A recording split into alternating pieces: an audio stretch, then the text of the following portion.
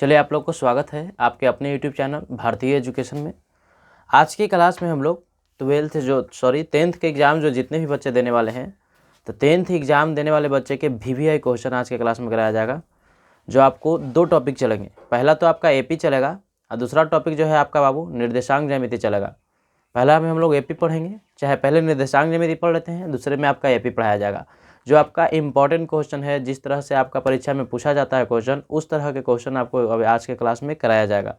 चलिए हम लोग देखते हैं पहले कि कैसे कैसे कराया जाता है, कोची कराया जाएगा। तो याद रखिएगा, एगो आपका AP होगा, ठीक है, और एगो आपका हो जाएगा निर्देशांक ज्यामिति। एगो AP के क्लास होगा, एगो निर्देशांक ज्यामिति के क्लास रहेगा। तो आज की क्लास में इंपॉर्टेंट क्वेश्चन जो आपको परीक्षा में पूछा जाता है उस टाइप का क्वेश्चन कराया जाएगा। देखिए ध्यान से, खाली आप लोग समझिएगा और समझने पर ध्यान दीजिएगा, ठीक है।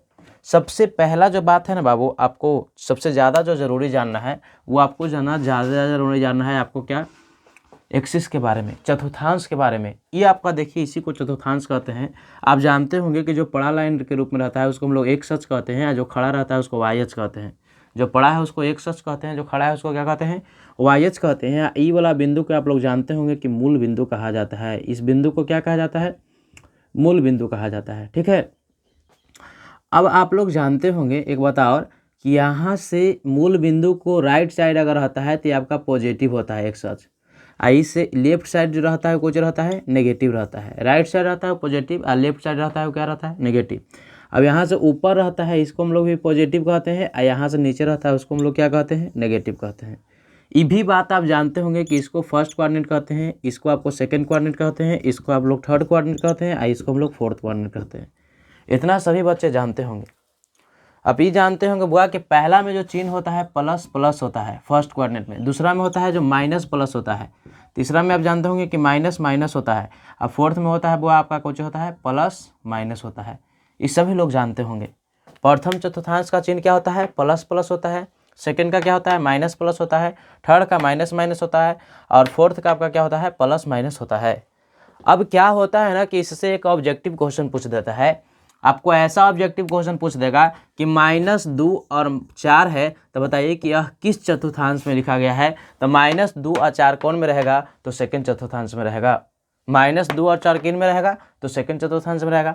आपसे क्वेश्चन पूछ देगा कि 2 और 2 है, तो बताइए कि किस चतुर्थांश का है, तो 2 और 2 आपका फर्स्ट चतुर्थांश का होगा। अगर -3 और -5 पूछ देगा तो आपका देखिए तो दोनों माइनस में है, तो थर्ड चतुर्थांश में होगा। अगर एगो प्लस में पूछ देगा, दूसरा का माइनस में रख देगा, तो ये आपका कौन चतुर्थांश का हो गया, फोर्थ चतुर्थांश का हो गया। तो ये आप लोग जानते होंगे, ये आप लोग बता भी दीजिएगा। हम लोग डायरेक्ट आज के क्लास में हम लोग सब्जेक्टिव पर चलते हैं कि सब्जेक्टिव क्वेश्चन रहेगा जो कैसा पूछा जाएगा, डायरेक्ट सब्जेक्टिव क्वेश्चन। देखिए जो सबसे पहले जो सब्जेक्टिव क्वेश्चन पूछा जाता है बाबू, आपको दूरी सूत्र का प्रयोग करके पूछा जाता है। देखिए कैसे,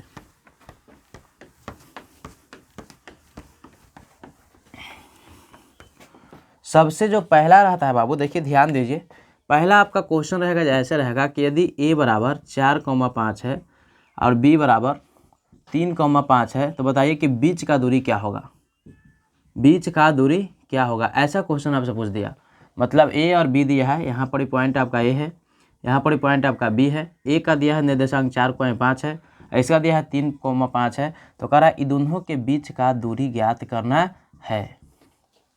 ऐसा क्वेश्चन दे सकता है आपको। तो अगर ऐसा क्वेश्चन दे दे या दूरी ज्ञात करने के लिए दे बाबू, तो दूरी ज्ञात करने के लिए कुछ नहीं करना है। दूरी बराबर आपका फॉर्मूला होता है √x2 - x1 के whole square plus y2 - y1 का होल स्क्वायर। अब देखिए तो हम लोग x2 x1 किसको कहेंगे और y2 y1 किसको कहेंगे। तो ये जो पहला है बाबू आपका, ये आपका x1 है, ये आपका y1 है, ये आपका x2 है, ये आपका क्या है, y2 है। देखिए तो x2 - x1, तो यहाँ पर 3, अब -x1 की जगह पर 4 है, तो एकर स्क्वायर हो जाएगा। y2 की जगह पर 5 है, y1 की जगह पर आपका 5 है, तो एकर स्क्वायर हो जाएगा। देखिए तो 3 में से 4 गया तो -1 के स्क्वायर और प्लस 0 के स्क्वायर हो जाएगा। तो -1 के स्क्वायर करेंगे तो 1 और प्लस 0 बराबर 0, तो आपका कुछ हो जाएगा 1 + 0 1, एकर मान कहेंगे कि 1 आंसर हो जाएगा। अगर ऐसा देख के क्वेश्चन आपसे दूरी पूछेगा तो आप लोग बताइएगा कि नहीं बताइए। कुछ क्वेश्चन हम लिखे थे आज की क्लास, जिससे कि कुछ क्वेश्चन हम लगभग क्वेश्चन देखिए कॉपी में आपका लिखा हुआ है, कुछ क्वेश्चन समझ गए, क्वेश्चन आपका हम लिखे हैं, तो बताते हैं आपको कैसा कैसा क्वेश्चन रहता है। देखिए क्वेश्चन हम लिखे हैं बुआ ऐसा कि कैसा कैसा क्वेश्चन आपसे पूछा जा सकता है। देखिए वो क्वेश्चन हम लिखे थे आपको, के मान ज्ञात करने वाला ये क्वेश्चन रहता है जी, आपसे पूछता है कि के का मान ज्ञात कीजिए। चलिए ई वाला आप लोग समझ गए होंगे, इसका स्क्रीनशॉट ले लीजिए, आप लोग कॉपी में ऐसा क्वेश्चन बना लीजिएगा। अगर किताब में आपका है तो ऐसा क्वेश्चन बना लेना है। देखिए एगो जो क्वेश्चन पूछता है बाबू आपका, हर क्वेश्चन बैंक से देखा जा रहा है कि कैसा कैसा क्वेश्चन पूछता है। एगो क्वेश्चन पूछता है आपसे, देखिए क्वेश्चन लिखल है यहाँ, हम लिखे हैं कि कौन कौन क्वेश्चन है। देखिए आपका यहाँ क्वेश्चन ये वाला लिखल, सब क्वेश्चन लिखा हुआ है कि कौन से पूछेगा। देखिए क्वेश्चन जो है बाबू आपका 7, -2, 5, 1 और 3, के है। तो कह रहा है क्वेश्चन में कि के का मान ज्ञात कीजिए, के का मान ज्ञात कीजिए। क्वेश्चन में क्या कह रहा है, के का मान ज्ञात कीजिए। अब के का मान ज्ञात करने के लिए जब बताते हैं आपको, ये आप जानते हैं कि इसको कहा जाता है बाबू x1, इसको कहा जाता है आपको y1, इसको कहा जाता है आपको x2, इसको कहा जाता है आपको y2, इसको कहा जाता है x3 और इसको कहा जाता है y3। x1 y1 x2 y2 x3 y3। अगर आपको कह दे क्या कि के का मान ज्ञात कीजिए, तो के का मान तभी ज्ञात होगा जब त्रिभुज के क्षेत्रफल बराबर 0 हो जाएगा। याद रखिएगा, के का मान कब हम लोग ज्ञात कर सकते हैं, जब त्रिभुज का क्षेत्रफल कौन हो जाएगा बुआ, 0 हो जाएगा। त्रिभुज के क्षेत्रफल बराबर 0 हो जाएगा, के मान ज्ञात कर सकते हैं। अगर त्रिभुज के क्षेत्रफल बराबर 0 नहीं आएगा, नहीं करेंगे तो के का मान ज्ञात क्या नहीं किया जा सकता है। अब देखिए कि त्रिभुज के क्षेत्रफल का फॉर्मूला क्या होता है, एक बात याद रखिएगा, कुछ नहीं आपको फॉर्मूला न भी याद है, आप यहाँ ध्यान दीजिए, फॉर्मूला आपको याद हो जाएगा। 1/2 लिखना है और फिर आपको क्या लिखना है, x1 लिखना है, आपको ब्रैकेट लगाना है, फिर आपको लिखना है x2, फिर ब्रैकेट लगाना है, फिर प्लस लिखना है x3 और फिर आपको ब्रैकेट लगा देना है और ये ब्रैकेट को बंद कर देना है। देखिए पहला काम, अगर आपको त्रिभुज के क्षेत्रफल नहीं याद है तो याद नहीं होगा वो बात अलग है, लेकिन लिखने आपको परीक्षा में आ जाएगा कि कैसे लिखा जाता है। अगर आपको कोई फार्मूला नहीं किसी को याद है, फुल ध्यान एकदम दीजिए, यहाँ आपको नहीं याद है कोई बात नहीं है, लिखेला आज के क्लास से आप सीख जाइएगा कि त्रिभुज के क्षेत्रफल वाला फार्मूला कैसे लिखा जाएगा। देखिए 1/2 है तो 1/2, x1 है तो x1। देखिए पहले कैसे लिखना है तो शुरू से देख लीजिए, शुरू से एक बार आप देख लीजिए। ये त्रिभुज के क्षेत्रफल में 1/2 लिखना है into x1 bracket plus x2 bracket plus x3 और कुछ लिखना है ब्रैकेट, अब ब्रैकेट ही बंद कर देना है। एकरा में लिखना है y minus Y, y minus Y, y minus Y. इतना लिखने आएगा कि नहीं आएगा। त्रिभुज के क्षेत्रफल के बराबर 0 था बुआ, तो यहाँ दे देंगे बराबर 0। इतना आप लोग लिख दीजिएगा, कुछ नहीं। 1/2 है, x1 है, y minus Y, x2 y minus Y, x3 y minus Y है। इसके बाद जो आपको लिखना है 1/2 है तो 1/2 x1 सॉरी यहाँ y लिखे हैं ना बुआ, तो यहाँ 1 था ना, तो यहाँ पर ही करना है 2 और कोची कर देना है 3। 1 2 3 के रूप में लिखना है। 3 को त्रिभुज रहता है, देखो 3 तक रहता है, तो 1 2 3। अब यहाँ 2 है ना, तो 2 के बाद क्या आता है 3 और 3 के बाद क्या आएगा 1। यहाँ 3 है ना जी, तो 3 के बाद क्या आएगा 1 और 1 के बाद क्या आएगा 2। यही भर दीजिए, यही आपका त्रिभुज का क्षेत्रफल हो गया। यही आपका क्या हो गया, त्रिभुज का क्षेत्रफल। अब देखिए तो x1 के मान कितना है जी 7, तो 7 ले लेंगे। y2 के मान कितना है, y2 के मान है 1, तो 1 लेंगे। माइनस है तो माइनस। y3 के मान कितना है, तो y3 के मान है k, तो k ले लेंगे। प्लस है तो प्लस। x2 के मान कितना है बुआ, x2 के मान देखिए 5 है तो 5 ले लेंगे। y3 के मान क्या है, k है तो k ले लेंगे। माइनस y1 के मान कितना है, -2 है तो -2 ले लेंगे। चलिए आगे बढ़ेंगे। प्लस में आपका क्या है बुआ x3 के मान है 3 और y1 माइनस y2, y1 के मान है -2 अब माइनस y2 के मान क्या है 1 है तो 1 ले लेंगे। बराबर में 0 है तो 0। ये भागा में होने गुना में जाएगा 0 हो जाएगा। देखिए 7 में 1 से गुना करेंगे तो 7 और -7 के हो जाएगा। प्लस 5 में करेंगे के से तो 5 के और माइनस माइनस प्लस 5 दूना 10 हो जाएगा। चलिए प्लस माइनस माइनस हो जाएगा बुआ, 3 दूना 6 प्लस माइनस -3। अब बराबर में आपका 0 है तो 0। के वाला को एक साथ जोड़ दीजिए, बिना के वाला को एक साथ। तो देखिए तो बुआ कि 7 है तो 10 10 और 7 17 और 17 में से 9 गएगा 9 जाएगा तो कितना बचेगा, 8 बचेगा। तो हम कह सकते हैं कि 8 प्लस में बचेगा, क्या है कि 10 और 7 17, 17 में से 9 गया 8, -7 के प्लस 5 के। तब देखिए तो -7 के प्लस 5 के तो कितना हो जाएगा, 7 में 5 जोड़ेंगे तो माइनस आपका 2 के हो जाएगा। आप कहेंगे इसी को बराबर 0 है, ये माइनस में उधर जाएगा प्लस में, तो कहेंगे कि 8 बराबर 2 के, तो के बराबर हो जाएगा 2 चौके 8, माने के का मान आ जाएगा आपका कोची 4। ये 4 ही आपका कोची हो गया, आंसर हो गया। ये क्वेश्चन आपका VVI के लिए मान के निकालने के लिए दे देता है क्वेश्चन में जी। अगर ऐसा क्वेश्चन देगा तो आप लोग बता दीजिएगा कि नहीं बता दीजिएगा। हमें यकीन है कि आप ये क्वेश्चन को समझ गए होंगे, और ऐसा अगर आपसे एग्जाम में पूछा जाएगा तो आप बता भी दीजिएगा। इस क्वेश्चन को आप लोग समझ गए हैं तो ठीक है। अगर समझने में किसी को भी अगर प्रॉब्लम है बाबू, तो एक बार वीडियो को फिर से देख लेना है। अभी लाइव जुड़े रहिए, देख लीजिए आगे भी, और फिर शुरू से एक बार वीडियो को देख लीजिएगा, फिर से आपको समझ में आ जाएगा। नेक्स्ट क्वेश्चन पर हम लोग बढ़ते हैं। क्वेश्चन अगला स्क्रीनशॉट ले लीजिए, नेक्स्ट क्वेश्चन पर बढ़ते हैं।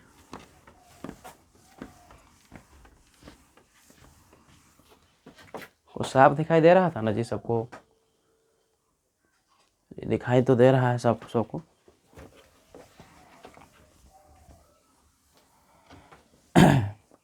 चैट से मतलब नहीं है, पहला ही बोले हैं, खाली समझने पर ध्यान देना है। चैट से एक्स्ट्रा मतलब कुछ रखना ही नहीं है हम लोग को। देखिए अगला जो क्वेश्चन देता है हुआ क्वेश्चन आपसे पूछ देता है कि मान लीजिए कि आपको बिंदु दिया हुआ है कि 2,3 है, 2,3 है, -1,0 है, फिर आपको मान लीजिए कि देवल है -2, -4 है। तो त्रिभुज का क्षेत्रफल ज्ञात कीजिए। त्रिभुज का क्या ज्ञात कीजिए, क्षेत्रफल ज्ञात कीजिए। त्रिभुज का क्षेत्रफल ज्ञात करना है। अगर ऐसा क्वेश्चन रहेगा तो कितने बच्चे बना देंगे। त्रिभुज का क्षेत्रफल ज्ञात करना है हुआ, ऐसा क्वेश्चन रहेगा तो आप लोग बना दीजिएगा। अगर दिखाई नहीं दे रहा है तो थोड़ा सा नीचे भी लिख देंगे, समझ गए। बिंदु ए में दिया गया है बुआ, बिंदु ए में 2,3, बिंदु बी में दिया गया है बुआ -1,0, बिंदु सी में दिया गया है बुआ -2, -4। तो कह रहा है मान लीजिए मतलब कि एगो त्रिभुज दे दिया गया है। त्रिभुज देखिए, त्रिभुज ए है, बी है, सी है। ए का निर्देशांक दिया गया है 2,3, बी का दिया गया है वो -1,0, सी का दिया गया है -2, -4। तो कह रहा है त्रिभुज का क्षेत्रफल ज्ञात कीजिए। त्रिभुज का क्षेत्रफल ज्ञात कीजिए। ये कितना आसान क्वेश्चन है। त्रिभुज का क्षेत्रफल ज्ञात करने के लिए कह रहा है। अभी आपको फॉर्मूला सिखाए हैं, अगर आपको याद नहीं हुआ है बाबू, एक बार फिर अच्छे से ध्यान दीजिए, आपको याद हो जाएगा। त्रिभुज के क्षेत्रफल जब भी निकालने के लिए कहेगा तो कुछ नहीं करना है, 1/2 × x1 bracket plus x2 bracket plus x3 bracket. अब ब्रैकेट बंद कर देना है। बीच में कुछ लिखना है, ध्यान दीजिए, y minus Y, y minus Y, y minus Y. फिर कुछ करना है, 1 है तो 2 3 लगा देना है, 1 2 3, 2 है तो 3 1 लगेगा तो 1 2 3, फिर 3 है तो 2 1 लग जाएगा। समझ गए। अब देखिए जो पहला दिया हुआ रहता है ना, इसी को x1 है, इसको क्या कहते हैं y1, इसको x2 है, इसको क्या कहते हैं वो y2, इसको x3 है, इसको क्या कहते हैं वो y3। देखिए ऐसा कहा जाता है। 1/2 है बाबू तो 1/2 दे दिए। x1 के मान देखिए तो 2 है तो 2 दे दिए। y2 के मान देखिए तो क्या है हुआ 0 है। अब माइनस y3 के मान क्या है हुआ, तो y3 के मान -4 है तो माइनस माइनस +4 हो जाएगा। प्लस x2 के मान क्या है, तो x2 के मान देखिए -1 है तो हम लोग -1 ले लेंगे कि -1 है। फिर y3 के मान क्या है हुआ, तो y3 के मान -4 है तो -4 ले लेंगे। माइनस y1 के मान क्या है, 3 है तो 3 ले लेंगे। प्लस x3 के मान क्या है, -2 है बुआ तो -2 ले लेंगे। y2 के मान क्या है, तो y2 के मान 0 है। अब माइनस y1 के मान क्या है, 3 है तो 3 ले लेंगे। देखिए 1/2 है तो 1/2, 4 दूना 8 हो जाएगा। माइनस -7, -4 -3 -7, -7 में 1 से गुना करेंगे तो +7 हो जाएगा। माइनस माइनस +7 तो हो जाएगा +7। -2 -3 -5, माइनस माइनस +5 दूना 10 तो +10 हो जाएगा। इसी को बराबर अगर हम लेकर चलते हैं बुआ तो हो जाएगा 1/2, 10 8 18, 18 7 अगर जोड़िएगा तो 25 आ जाएगा। तो यहाँ हो जाएगा 25 गुना में कहे कि 1/2 और गुना 25, तो एक कहेंगे कि 25/2 वर्ग इकाई आपका कौची हो जाएगा, आंसर हो जाएगा। वर्ग इकाई कौची हो गया, आंसर। सभी लोग को एकदम समझ में आ गया होगा कि अगर त्रिभुज के क्षेत्रफल निकालने के लिए दे देगा तो कैसे निकालना है। क्वेश्चन आपको दे दिया, त्रिभुज के क्षेत्रफल निकालने के लिए कहा, तो सभी लोग के हमको आशा है कि आप लोग निकाल दीजिएगा, पक्का निकाल दीजिएगा। चलिए हम लोग नेक्स्ट क्वेश्चन पे बढ़ते हैं। नेक्स्ट क्वेश्चन आपका क्या लिए हैं, सब आपका लिखा हुआ है क्वेश्चन कि क्या क्या है।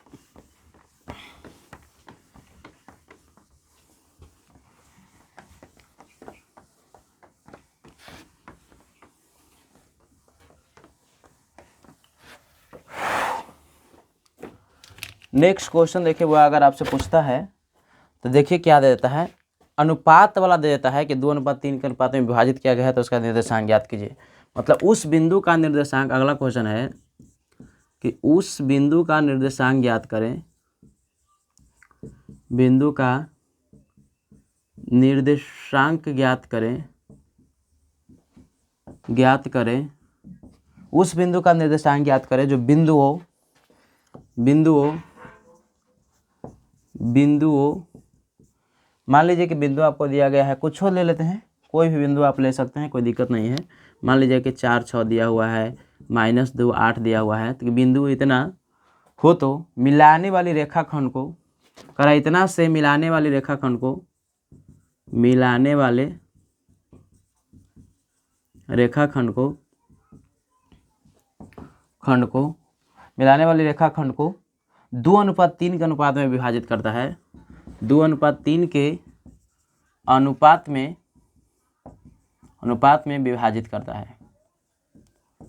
2:3 के अनुपात में विभाजित करता है।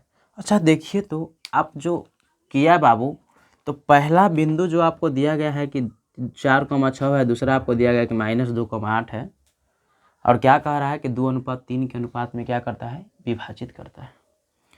देखिए कुछ नहीं है कह रहा है, अगर आपको विभाजित करता है मतलब विभाजन सूत्र लगाना है। विभाजन सूत्र आप लोग जानते होंगे कि क्या होता है, विभाजन सूत्र आप जानते होंगे कि क्या होता है, आप लोग जानते हैं। अगर नहीं जानते हैं तो देखिए यहाँ m यहाँ पर लिख देना है बुआ कि mx + mx बटा m1 + m2। देखिए फिर सीखिएगा, अगर विभाजन सूत्र आपको याद नहीं है तो लिखने के लिए हम याद करवा देंगे। परीक्षा में अगर आपको आएगा तो पक्का लिख दीजिएगा, याद रहे चाहे मत, लिखे आएगा।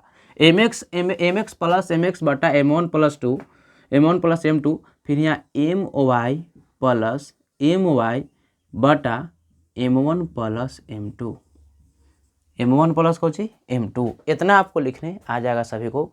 एक बाद कुछ नहीं करना है बाबू, 12 21 लगा देना है कि 12 21 12 21 12 21, कुछ लगाना है 12 21 12 21 लिख दिए। यही आपका हो गया फॉर्मूला कौची का, विभाजन सूत्र का। अगर आपको विभाजन सूत्र का फॉर्मूला पूछेगा तो सभी लोग बता दीजिएगा, कुछ नहीं करना है। mx + mx बटा m1 + m2, my + my बटा m1 + m2। अभी विभाजन सूत्र में खाली कुछ नहीं, 12 21 लगा देना है। अब देखिए कि हम लोग m1 किसे कहेंगे, तो m1 का मान जो 2:3 के अनुपात में डाला ना जी, तो ये जो 2 है ना बाबू, 2, ये 2 को हम लोग m1 कहते हैं। ये जो 2 है इसको क्या कहते हैं, m1 कहते हैं। ये जो 3 है ना जी, 3, इसको हम लोग m2 कहते हैं। ये 2 को m1 कहते हैं और 3 को क्या कहते हैं, m2 कहते हैं। अब देखिए यहाँ बिंदु आपको दिया गया था 4,6 और दिया गया था -2,8। तो जो 4,6 है, इसी बिंदु को कहा जाता है x1 और इसको क्या कहा जाता है y1, और इसको कहा जाता है आपको x2 और इसको कहा जाता है आपको y2। कि सब बिंदु हमको मिल गया। और क्या कहा है कि मिलाने वाली रेखाखंड को 2:3 के अनुपात में विभाजित करता है, तो उस बिंदु का निर्देशांक ज्ञात करें। क्या क्वेश्चन कहा, उस बिंदु का निर्देशांक ज्ञात करें। मतलब अगर उस बिंदु का निर्देशांक माने x, y आपको निकालना है, तो x, y बराबर फॉर्मूला यही रहेगा। तो m1 के मान बताइए तो कितना है, 2। 2 दे देंगे। m2 का मान कितना है, वो x2 का मान, तो x2 का मान है -2 दे देंगे। प्लस है तो प्लस, m2 का मान देता है तो कितना है, तो m2 का मान है 3 और x1 का मान क्या है 4, तो 4 बटा में m1 प्लस m2, तो 2 प्लस हो जाएगा 3, कॉमा है तो कॉमा। आप ये देखिए बाबू कि इसमें m1 y2 m1, तो m1 का मान है 2, तो यहाँ दे देंगे 2, y2 के मान क्या है हुआ 8, तो 8 प्लस m2 के मान क्या है, तो m2 के मान है 3। अब फिर देखिए तो y1 के मान क्या है, तो y1 के मान है आपका 6, तो 6 अब बटा में हो जाएगा 2 प्लस 3।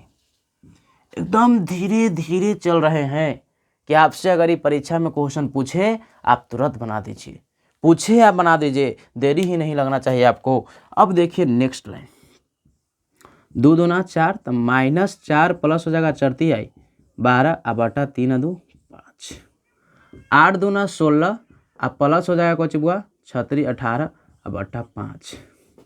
ये जोड़िएगा बाबू तो 8 बटा 5 आ जाएगा, ये वाला जोड़िएगा तो 18 16, 8 6 14 के 4 हाथ में रहा 1 और 2 1 3, 34 बटा 5 आपका इसका निर्देशांक निकल के आ गया। यही आपका आंसर हो गया। कितना आसान क्वेश्चन था कि उस बिंदु का निर्देशांक ज्ञात कीजिए जो बिंदु इतना इतना को मिलाने वाले रेखाखंड को 2:3 के अनुपात में विभाजित करता है।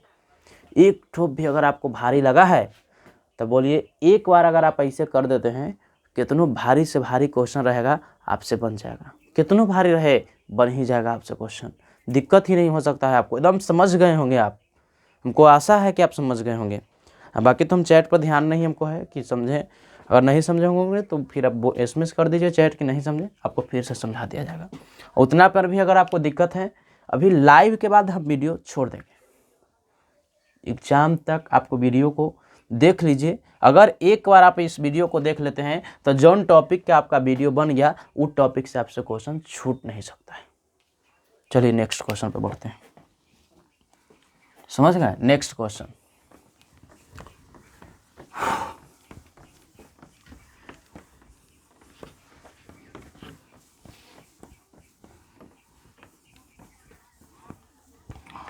नेक्स्ट क्वेश्चन में देखिए बुआ, एक क्वेश्चन एक बार पूछा था संरेख जांचने के लिए कि जांच कर बताइए कि यह संरेखी है कि नहीं है। देखिए क्वेश्चन क्या था, वो क्वेश्चन था कि 1,5 बिंदु, फिर आपका था 2,3, फिर आपको था -2,-1 है तो जांच करके बताइए कि यह संरेख है या नहीं, संरेख है या नहीं। अच्छा एक बात हम आपसे पूछना चाहते हैं, एक बात हम सभी लोग से पूछना चाहते हैं, आप ये बात जानते हैं जी कि संरेख कब होगा और संरेख कब नहीं होगा। आपको थ्योरी में हम पढ़ाए हैं, क्लास में आपको बताया गया है कि कब संरेख होता है और कब संरेख नहीं होता है। देखिए हम अभी बताते हैं, आप जानते हैं तो बहुत अच्छा है, अगर ना भी जानते हैं तो हम आपको बताने के लिए रेडी और तत्पर तैयार है।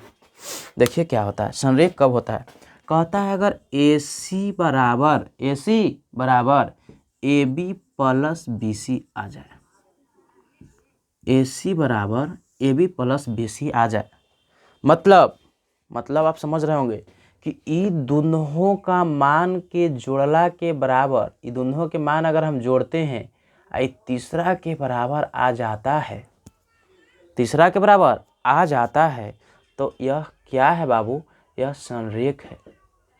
यह क्या है, यह संरेख है। अगर तीसरा के बराबर जोड़ला पर आ जाता है तब। अगर हम AC के AB प्लस BC के मान निकालते हैं, क्या करते हैं, निकालते हैं, और ये दोनों बाबू आपस में बराबर नहीं आता है, बराबर नहीं आता है, तो अगर बराबर नहीं आया तो संरेख नहीं है। अगर बराबर नहीं आया तो संरेख नहीं है। ये अगर आप सीख गए तो इसको बनाना कोई बड़ा बात नहीं है, एक बार ऐसे कीजिएगा आपका क्वेश्चन बन जाएगा। देखिए कैसे बनेगा जी, अभी हम आपको बताते हैं, बनाकर दिखाते हैं।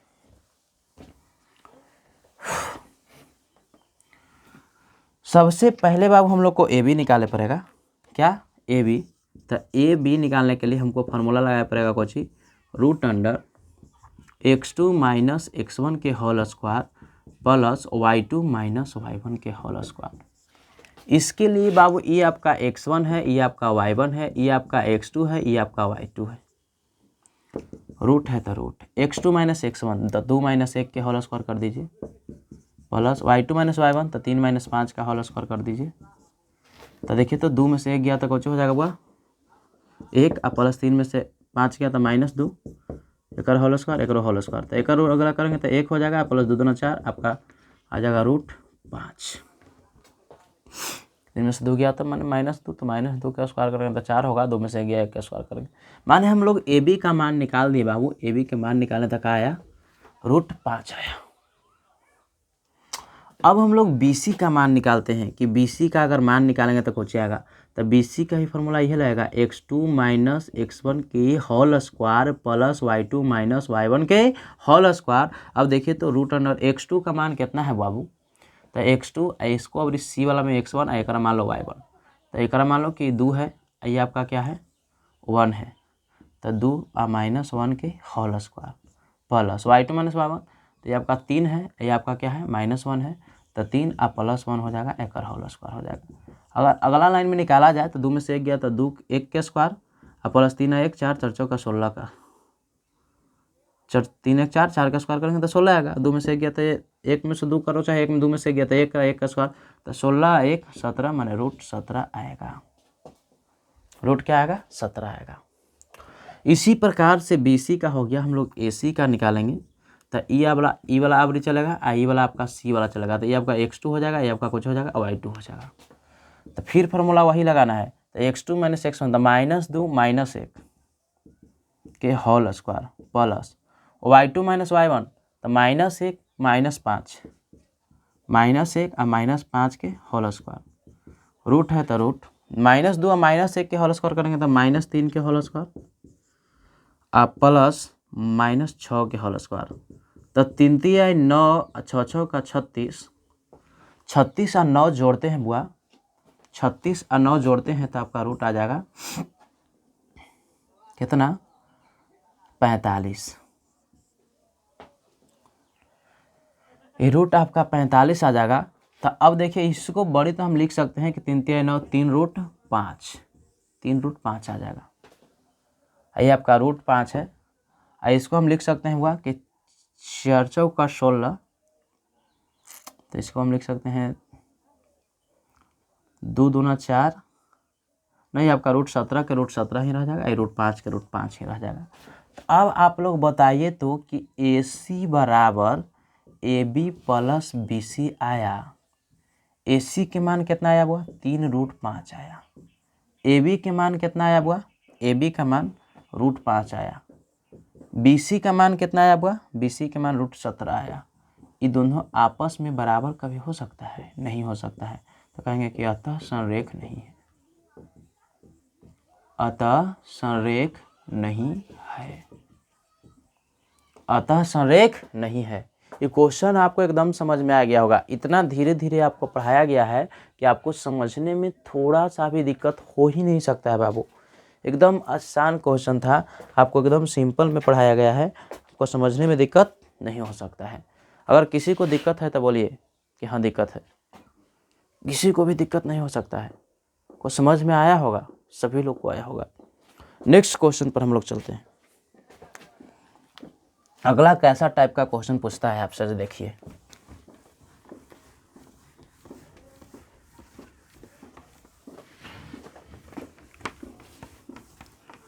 कॉपी में हर टाइप का क्वेश्चन हम लिखे हैं जो आपका एग्जाम से के लिए इम्पोर्टेंट है, एग्जाम में पूछा जाता है उस टाइप का क्वेश्चन। देखिए अगला जो क्वेश्चन है बाबू आपका समदुस्त कर लिए दिया गया है क्वेश्चन, कितना इतना बिंदु समदुस्त है तो बिंदु ज्ञात कीजिए। जैसे देखिए क्वेश्चन हम आपका देखिए हम हर बार बता रहे हैं कि आपका हर टाइप का क्वेश्चन देख लीजिए, लिखा हुआ है question question question question question, मैंने सब टाइप का क्वेश्चन आपको हम यहाँ लिख दिए है कि कैसे ज्ञात किया जाता है। चलिए कैसे ज्ञात किया जाता है नहीं, सिर्फ आपको क्वेश्चन बैंक से लिखा गया है कि मैंने कैसा कैसा क्वेश्चन पूछता है, इसका आंसर भी नहीं यहाँ है, सिर्फ क्वेश्चन आपको लिख दिए हैं कि ये क्वेश्चन ऐसे रहता है, ये क्वेश्चन ऐसे रहता है, मैंने कैसा कैसा क्वेश्चन आपसे पूछा है एग्जाम में, ये आपको क्वेश्चन बैंक से ही क्वेश्चन लिखा हुआ है, आपसे पूछेगा भी क्वेश्चन। समझ गए बात, तो ध्यान दे के देखिए और हम सिखा रहे हैं जो समझिए। क्वेश्चन जो कह रहा है वो है कि 2 कॉमा -5, 2 कॉमा -5 और कह रहा है -2 कॉमा 9, -2 कॉमा 9 क्या है, समदुस्त है, समदुस्त है, एक दूसरे बिंदु पर समदुस्त है, समदुस्त है,